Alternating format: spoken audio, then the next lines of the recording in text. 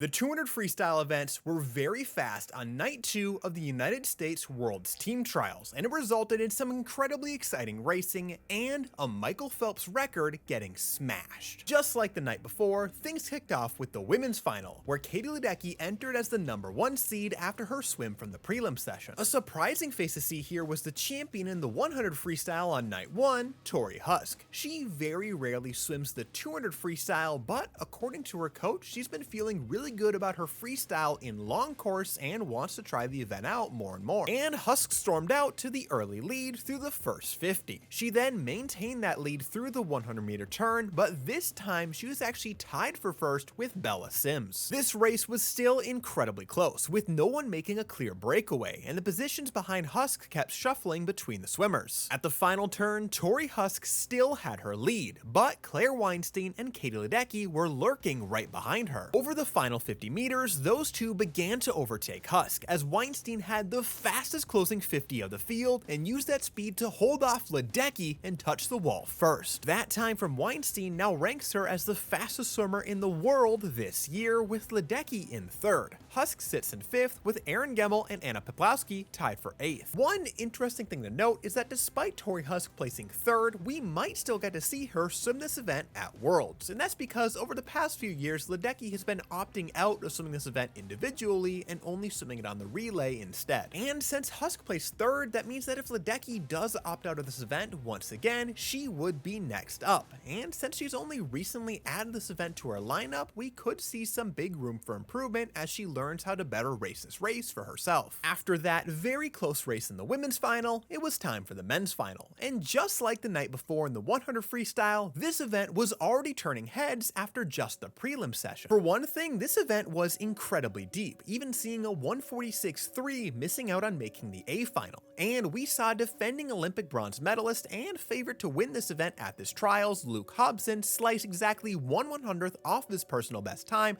with a time of 144.78. His old best time came from that bronze medal winning swim, and what was extra terrifying is that based on the look of his prelim swim, it seemed like he pretty majorly shut things down over the final 50. So what more could we expect out of him? The other big swim from the morning was a new national age group record from age group phenom Luca Miatovich, a swim that I'm going to break down in more detail at the end of the video. Behind the blocks before the race, Hobson was certainly the favorite, but with how close this morning session was, anything could happen as this race unfolded. But Luke Hobson wasted zero time asserting his lead. At the 50, he gained a 200th advantage over Chris Giuliano. Impressive considering Giuliano has the raw speed to be a real threat in the 50. Following that, Hobson had another crazy fast 50 split, and at the 100 was out in a blistering 50.05. And at the risk of sounding like a broken record, for the third straight 50, Hobson had the fastest leg in the entire field. It was suddenly no longer a question of if he would win, but now just how fast was he about to go. Over the final 50 meters, Hobson did start to tighten up, perhaps paying for that early speed, but he still pushed through and maintained his sizable lead to touch first. With a blazing time of 143.73, a new US Open record, smashing the old record of 144.10 held by none other than Michael Phelps from 2008. That swim obviously obliterates Hobson's old personal best in the event, lowering it by over a second, and jumps him all the way up from the 19th fastest performer of all time to the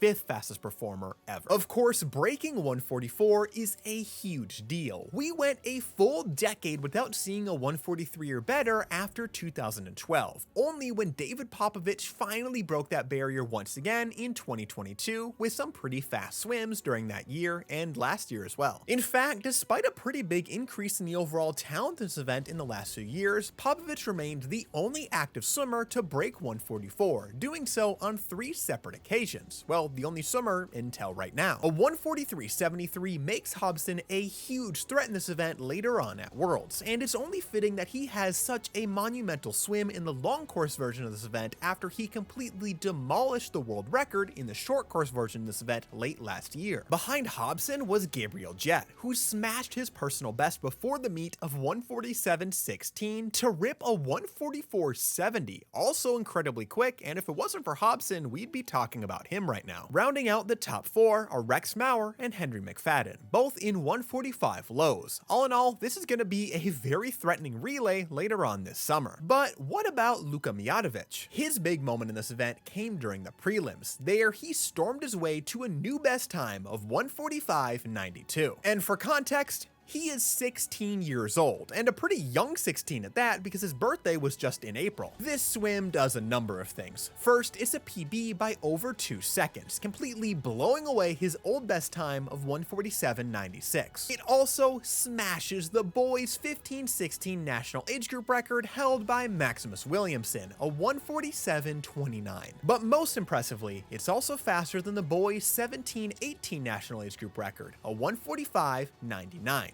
And if that wasn't good enough for you, that record is held by Michael Phelps. And at the time he swam it back in 2003, it was also the American record. Luca Miatovich just went faster at age 16 than Michael Phelps was at age 18. Now, he did gain time in the final, ultimately finishing in 8th place. And honestly, watching the race live, I thought he was going a lot slower than he actually was, but he was still a 1:46.39. If he hadn't just gone to 1:45, that would have still completely obliterated the 15-16 age group record, just by not nearly as absurd of an amount. And it's not even that big of a time gain, especially considering the fact that this was his first final at a senior national meet like that with a world's roster spot on the line. So if there's any time where nerves are going to get to a 16-year-old, it would be then. And honestly, like a 4/10 ad isn't even that bad with that in mind. Miatovich normally really impresses in the 400 distance, so if he makes that a final, then getting an A final swim out of the way here could really benefit him down the road. Just like the 100 freestyle on night 1, the 200 freestyles on night 2 were incredible all around. We had an electric race from the women, a US Open record from Luke Hobson with a 1:43, and a very exciting morning swim from Miatovich. Which swim was your favorite from this night of swimming, and which races are you most looking forward to going forward? Let me know down below.